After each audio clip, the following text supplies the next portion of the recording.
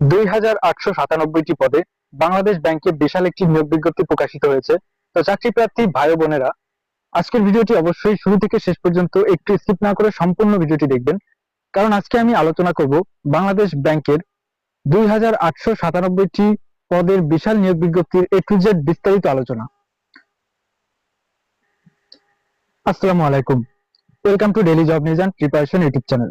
আশা করি সবাই ভালো আছেন, আমি আলহামদুলিল্লাহ ভালোই আছি। তো অনেকদিন পরে আজকে আমি আপনাদের মাঝে হাজির হয়েছি একটি চাকরির নিয়োগ বিজ্ঞপ্তি নিয়ে।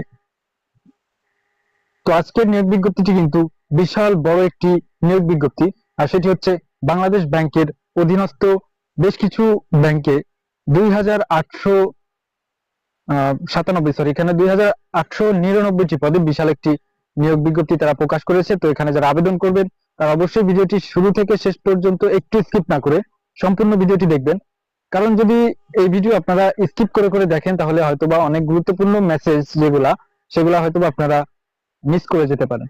তো একটি পয়েন্টও যেন আপনারা মিস করে না যান, তার জন্য ভিডিওটি শেষ পর্যন্ত একটু স্কিপ না করে সম্পূর্ণ দেখবেন, আর তাতে আপনাদেরই মঙ্গল হবে। তো চলুন আমি আর কথা না বাড়িয়ে সরাসরি চলে যাচ্ছি নিয়োগ বিজ্ঞপ্তিতে। তো তার আগে সবার কাছে ক্ষমা চেয়ে নিচ্ছি যে আমি বেশ কিছুদিন আমার ব্যক্তিগত সমস্যার কারণে কন্টিনিউ ভিডিও আপলোড করতে পারছি না। তো যাই হোক, অনেক সমস্যার মধ্যে থেকেও আজকে আমি আপনাদের মাঝে এই বড় একটি নিয়োগ বিজ্ঞপ্তি নিয়ে হাজির হলাম।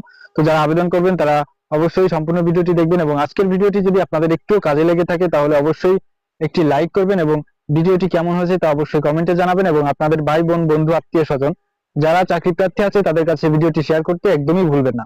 তো চলুন নিয়োগ বিজ্ঞপ্তিতে চলে যাওয়া যাক।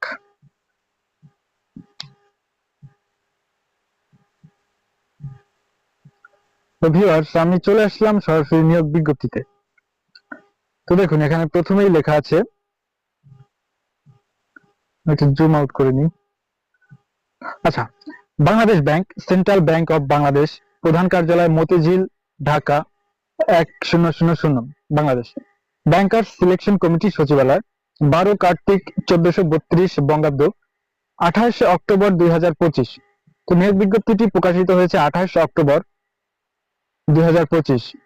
বিজ্ঞপ্তি নম্বর 115/2025। নিয়োগ বিজ্ঞপ্তি, ব্যাংকার সিলেকশন কমিটির তত্ত্বাবধানে 10টি ব্যাংক ও একটি আর্থিক প্রতিষ্ঠানে সমন্বিতভাবে প্রতিযোগিতামূলক পরীক্ষার মাধ্যমে নিম্নবর্ণিত শূন্য পদসমূহ পূরণের লক্ষ্যে প্রকৃত বাংলাদেশী নাগরিকদের নিকট হতে অনলাইনে দরখাস্ত আহ্বান করা যাচ্ছে। তো ভিউয়ার্স, এখানে প্রথমে আছে ক্রমিক নম্বর, শিরোনাম এবং বিবরণ। 1 নম্বরে আছে পদের নাম অফিসার সাধারণ। তো এই পদের নাম হচ্ছে অফিসার সাধারণ, অফিসার পদে নিয়োগ দেওয়া হবে। তো 2 নম্বরে আছে job ID number. Job ID number হচ্ছে 25102, যা আবেদনের ফি প্রদানের সময় নির্ধারিত স্থানে ব্যবহার করতে হবে। তো ভিউয়ার্স, আপনারা সবাই জানেন যে ব্যাংকের চাকরির আবেদন করার সময় এরকম একটি জব আইডি নাম্বার লাগে। তো আপনারা এই নাম্বারটা সবাই সংগ্রহ করে রাখতে পারেন, স্ক্রিনশট দিয়ে রাখতে পারেন অথবা খাতায় লিখেও রাখতে পারেন। তো আমি আপনাদেরকে সময় দিব এখানে স্ক্রিনশট অথবা লিখে নেওয়ার জন্য। তো আমি নাম্বারটা আবারও বলছি, জব আইডি নাম্বার 25102। এটা কিন্তু অবশ্যই আবেদন ফি প্রদানের সময় নির্ধারিত স্থানে ব্যবহার করতে হবে। তো এই জব আইডি নাম্বারটা যদি আপনারা না জানেন তাহলে কিন্তু আবেদন করার সময় অনেক সমস্যায় পড়তে হতে পারে। 3 নম্বর আছে পদ সংখ্যা, কম বেশি হতে পারে। তো এখানে শূন্য পদ সংখ্যা আছে 1880টি। এখানে শূন্য পদ সংখ্যা আছে 1880টি। সোনালী ব্যাংক পিএলসি তে 226টি, রূপালী ব্যাংক পিএলসি তে 30টি, বাংলাদেশ ডেভেলপমেন্ট ব্যাংক পিএলসি তে 139টি, বেসিক ব্যাংক পিএলসি তে 50টি, বাংলাদেশ কৃষি ব্যাংকে 1289টি, রাজশাহী কৃষি উন্নয়ন ব্যাংকে 48টি, বাংলাদেশ হাউস বিল্ডিং ফাইন্যান্স কর্পোরেশনে 20টি, কর্মসংস্থান ব্যাংকে 8টি, আনসার ভিডিপি উন্নয়ন ব্যাংকে 33টি, প্রবাসী কল্যাণ ব্যাংকে 20টি এবং পল্লী সঞ্চয় ব্যাংকে 17টি। তো এখানে টোটাল 1880টি পদে বিশাল একটি নিয়োগ বিজ্ঞপ্তি আপনারা দেখতেই পাচ্ছেন। এখানে যারা আবেদন করতে পারবেন, তো তার আগে বেতন স্কেলটা একটু নিয়ে আলোচনা করি। বেতন স্কেল 4 নম্বরে আছে বেতন স্কেল। জাতীয় বেতন স্কেল 2015 এর টাকা 16,000 থেকে 16,800 এবং 17,640 থেকে 38,640 স্কেল, এবং তৎসহ নিয়ম অনুযায়ী প্রদেয় অন্যান্য সুবিধাদি প্রদান করা হবে। 5 নম্বর আছে শিক্ষাগত যোগ্যতা। তো এখন আসুন মেইন টপিকে। যে এখানে কারা আবেদন করতে পারবে। বিভিন্ন সব ধরনের চাকরির নিয়োগ বিজ্ঞপ্তিতে আমাদের মানে সবচেয়ে গুরুত্বপূর্ণ বিষয় সেটা হচ্ছে শিক্ষাগত যোগ্যতা এবং এখানে কারা কারা আবেদন করতে পারবে এই বিষয়টা। তো সেটা আমরা এখন একটু ক্লিয়ার হয়নি। তো দেখুন ক নম্বরে আছে স্বীকৃত বিশ্ববিদ্যালয় হতে যে কোনো বিষয়ে স্নাতকোত্তর ডিগ্রি অথবা 4 বছর মেয়াদী স্নাতক সম্মান ডিগ্রি থাকতে হবে। তো এখানে বিষয়টি হচ্ছে যারা 4 বছর মেয়াদী অনার্স কমপ্লিট করেছেন তারা আবেদন করতে পারবে। এবং খ নম্বরে আছে মাধ্যমিক স্কুল সার্টিফিকেট অথবা সমান এবং ততোর্ধ্ব পর্যায়ে পরীক্ষার সমূহে ন্যূনতম একটিতে প্রথম বিভাগ শ্রেণী থাকতে হবে। তো মাধ্যমিক স্কুল সার্টিফিকেট এবং তৎসহ সমানের যত পরীক্ষা আপনি দিয়েছেন তার মধ্যে কিন্তু যে কোনো একটি বিষয়ে আপনার প্রথম বিভাগ থাকতেই হবে। গ্রেডিং পদ্ধতি ফলাফলের ক্ষেত্রে সরকারি নীতিমালা প্রযোজ্য হবে। গ নম্বর কোন পর্যায়ে তৃতীয় বিভাগ শ্রেণী গ্রহণযোগ্য হবে না। তো এখানে আপনার যে কোনো পরীক্ষায় হতে পারে সেটা এসএসসি, এইচএসসি অথবা স্নাতক বা স্নাতক সম্মান, এই ক্ষেত্রে কোনো ক্ষেত্রেই আপনার তৃতীয় বিভাগ গ্রহণযোগ্য হবে না। যে কোনো বিষয়ে আপনার তৃতীয় বিভাগ গ্রহণযোগ্য হবেই না। ঘ নম্বরে আছে গ্রেডিং পদ্ধতি। প্রকাশিত ফলাফলের ক্ষেত্রে শিক্ষা মন্ত্রণালয়ের 2/6/2009 ও 2/3/2010 তারিখে প্রজ্ঞাপন অনুসারে বর্তমান প্রচলিত জিপিএ বা ক্ষেত্র মতো সিজিপিএ এর বিপরীতে পূর্বের প্রথম ও দ্বিতীয় বিভাগ শ্রেণী নিম্নরূপে নির্ধারণ করা হবে। তো প্রথমে আছে দেখুন এসএসসি বা সমান এবং এইচএসসি বা সমান পরীক্ষা ফলাফলের ক্ষেত্রে, অর্থাৎ এটা হচ্ছে জিপিএ 5 সরি এটা হচ্ছে জিপিএ 5 পয়েন্টের স্কেলে জিপিএ 3 পয়েন্ট বা ততোর্ধ্ব প্রথম বিভাগ। আপনি 3 পয়েন্ট পেলে 3.00 পেলেই আপনি প্রথম বিভাগে পাস করেছেন এটা ধরা হয়। এবং জিপিএ 2 পয়েন্ট বা ততোর্ধ্ব কিন্তু 3.00 কম, এটা হচ্ছে দ্বিতীয় বিভাগ। তো দ্বিতীয় বিভাগ হচ্ছে 2 পয়েন্ট থেকে 3 পয়েন্ট পর্যন্ত, অর্থাৎ 2.99 এবং 3 পয়েন্টের কম। আর অপরদিকে আছে দেখুন অনুমোদিত বিশ্ববিদ্যালয় কর্তৃক প্রদত্ত সিজিপিএ এর ক্ষেত্রে, অর্থাৎ 4 পয়েন্ট স্কেলে, সেটি হচ্ছে এখানে দুইভাবেই দেখানো আছে। দেখুন অর্জিত সিজিপিএ 4 পয়েন্ট স্কেল এবং 5 পয়েন্ট স্কেলে। 3 পয়েন্ট বা ততোর্ধ্ব হচ্ছে প্রথম বিভাগ 4 পয়েন্ট স্কেলে এবং 5 পয়েন্ট স্কেলে হচ্ছে 3.75 বা ততোর্ধ্ব হচ্ছে প্রথম বিভাগ, এবং 2.25 বা ততোর্ধ্ব কিন্তু 3 পয়েন্টের কম, এটা হচ্ছে 4 পয়েন্ট স্কেলের দ্বিতীয় বিভাগ, এবং 2.813 বা ততোর্ধ্ব কিন্তু 3.75 এর কম, এটা হচ্ছে দ্বিতীয় বিভাগ 5 পয়েন্ট স্কেলে। তো আশা করি আপনারা ক্লিয়ারলি বুঝতে পেরেছেন। তো ভিউয়ার্স, এতদূর যারা ভিডিওটি দেখেছেন তাদের অবশ্যই অনেকটা উপকার হয়েছে আমি মনে করি। তো ভিডিওটি অবশ্যই আপনার ভাই বোন বন্ধু আত্মীয় স্বজন যারা চাকরি প্রার্থী আছে বা চাকরি খুঁজতেছে তাদের কাছে অবশ্যই শেয়ার করে রাখবেন। হয়তোবা আপনার একটি শেয়ারের মাধ্যমে তাদের বিশাল বড় একটি উপকার হতে পারে। আর এখানে আবেদন করার জন্য কিছু নিয়ম নীতি এবং শর্তাবলী রয়েছে যেগুলো আমাদের না জানলেই নয়, সেগুলো অবশ্যই আমরা জেনে নিচ্ছি। তো আপনারা ধৈর্য সহকারে আর 2টা মিনিট ভিডিওটি দেখুন। আচ্ছা, এখানে 6 নম্বর আছে বয়স। 1/7/2025 তারিখে সকল প্রার্থীর ক্ষেত্রে সর্বনিম্ন 21 বছর এবং সর্বোচ্চ 32 বছর বয়সের ক্ষেত্রে কোনো এফিডেভিট গ্রহণযোগ্য নয়। তো এখানে আপনারা দেখতেই পাচ্ছেন যে 1/7/2025 তারিখে সকল প্রার্থীর বয়স সর্বনিম্ন 21 বছর এবং সর্বোচ্চ 32 বছর হতে হবে। আর বয়স প্রমাণের ক্ষেত্রে কোনো প্রকার এফিডেভিট গ্রহণযোগ্য হবে না। 7 নম্বরে আছে আবেদনপত্র দাখিলের শেষ তারিখ ও সময়। আবেদনপত্র দাখিলের শেষ তারিখ ও সময় হচ্ছে 30/11/2025, অর্থাৎ নভেম্বর মাসের, অর্থাৎ এই মাসের 30 তারিখ পর্যন্ত রাত 11:59 পর্যন্ত কিন্তু আপনারা আবেদন করতে পারবেন।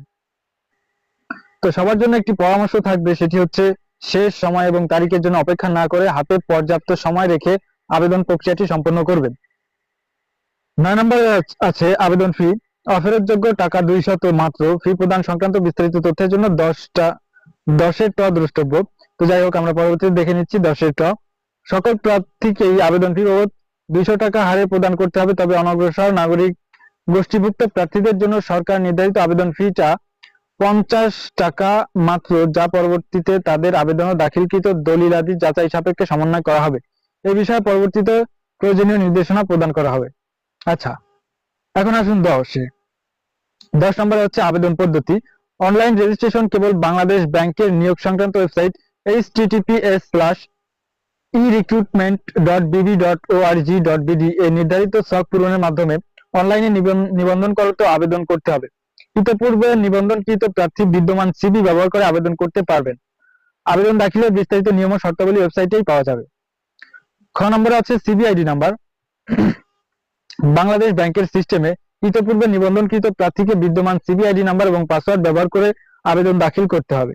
নতুন প্রার্থী অনলাইনে নিবন্ধন সম্পন্ন করলে একটি সিবিআইডি নাম্বার এবং পাসওয়ার্ড প্রাপ্ত হবেন, যা ভবিষ্যতে ব্যবহারের জন্য অবশ্যই সংরক্ষণ করতে হবে।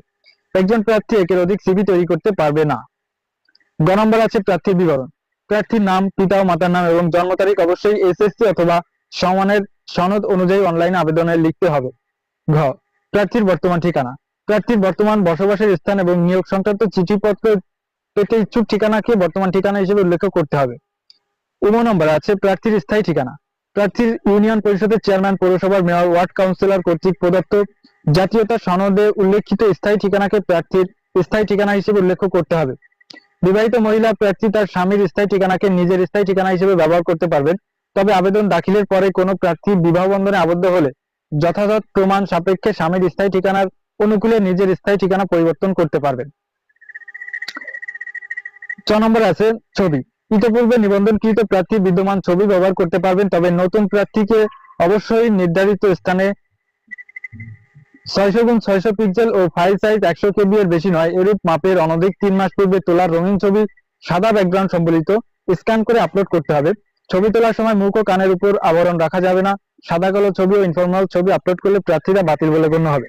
তো এখানে ছবির বিষয়টি অবশ্যই সাদা ব্যাকগ্রাউন্ডের হতে হবে এবং এটার মাপ হবে 600x600 অর্থাৎ দৈর্ঘ্য প্রস্থ 600 এবং 100 KB এর বেশি নয়। স্বাক্ষর। নির্ধারিত স্থানে 300x80 পিক্সেল এবং 60 KB এর বেশি নয় এরূপ মাপের প্রার্থী নিজের স্বাক্ষর স্ক্যান করে আপলোড করতে হবে। স্বাক্ষর অবশ্যই সাদা কাগজের উপর কালো কালিতে হতে হবে। আচ্ছা, বৈধতা নম্বরে আছে অর্জিত ডিগ্রি ফলাফলের তারিখ। পরীক্ষার নিয়ন্ত্রক কর্তৃক প্রকাশিত সংশ্লিষ্ট ডিগ্রি ফলাফল প্রকাশের তারিখ অবশ্যই উল্লেখ করতে হবে।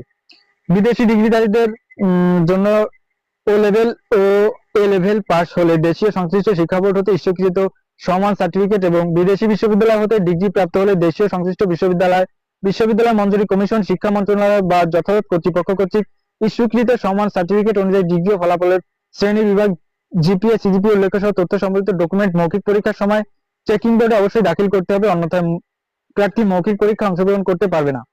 প্রতিষ্ঠান পছন্দক্রম। অনলাইন আবেদনে প্রার্থীকে নিয়োগ বিজ্ঞপ্তিতে উল্লেখিত প্রত্যেক প্রতিষ্ঠানকে বিবেচনায় নিয়ে প্রতিষ্ঠান পছন্দের ক্রম নির্ধারণ করতে হবে। তো ভিউয়ার্স, এখানে সোজা কথা হচ্ছে আপনি কোন প্রতিষ্ঠানে চাকরি করতে চাচ্ছেন। আপনি কি সোনালী ব্যাংকে, নাকি রূপালী ব্যাংকে, নাকি বাংলাদেশ কৃষি ব্যাংকে মানে চাকরি করতে ইচ্ছুক? আপনি যে প্রতিষ্ঠানে চাকরি করতে ইচ্ছুক আপনি সেই প্রতিষ্ঠান এখানে কিন্তু উল্লেখ করে দিবেন। আচ্ছা, এখানে কিন্তু পেমেন্ট ভেরিফাই করতে হবে। তো আমার পূর্বে আরো একটি ভিডিও আছে যে বাংলাদেশ ব্যাংকের নিয়োগ বিজ্ঞপ্তি নিয়ে আরো একটি ভিডিও আছে আমার, ভিডিওর লিংকটা আমি ডেসক্রিপশনে দিয়ে দিব। তো এই ভেরিফাই সম্পর্কে ওই ভিডিওতে আপনারা পেয়ে যাবেন, ডেসক্রিপশন বক্সে যে আপনারা ভিডিওটি দেখে নেবেন। তো আজকের ভিডিওটি মোটামুটি এখানেই আপনাদেরকে বিস্তারিত জানিয়ে দিলাম। আর একটি বিষয় হচ্ছে, আমি কিন্তু প্রথমে বলেছি যে 2899টি পদে নিয়োগ বিজ্ঞপ্তি। তো এখানে আমরা কেবল 880টি পদের নিয়োগ বিজ্ঞপ্তিটি দেখলাম।